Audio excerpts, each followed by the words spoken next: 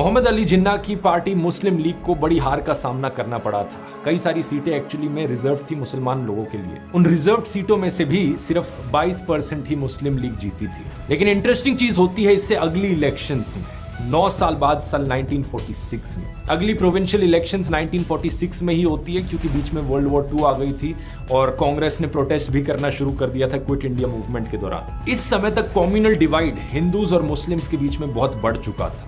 इसके पीछे कई कारण थे जिनकी बात मैं इस वीडियो में नहीं करूंगा क्योंकि इसकी बात मैंने इन वीडियोस में ऑलरेडी करी है। बहुत लंबा इतिहास है इसके पीछे। एक बड़ा कारण यह था कि जिन्ना जैसे पॉलिटिशियंस ने भड़काऊ भाषण दिए, लोगों के अंदर डर भरा।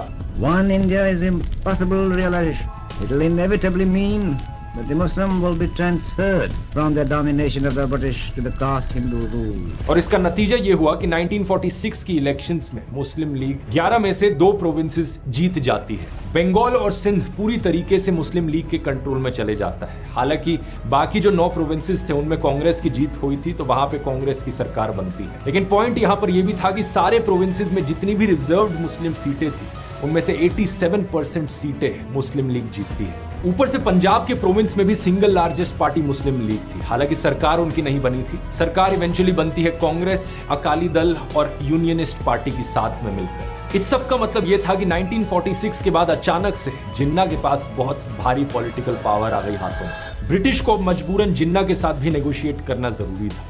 वो सिर्फ कांग्रेस की मर्जी के अनुसार आजादी नहीं दे सकते थे क्योंकि उनके पर्सपेक्टिव से ये डेमोक्रेसी है, यहाँ इलेक्शंस हुई थी और जनता ने यही लीडर्स चुने थे। जिन्ना सीधे तौर पर देश का बंटवारा चाहते थे, एक अलग पाकिस्तान का देश बनाना चाहते थे। और दूसरी तरफ कांग्रेस पार्टी के सभी लीडर्स पार्टीशन के खिलाफ थे, वो एक यूनाइटेड इंडिया रखना चाहते थे।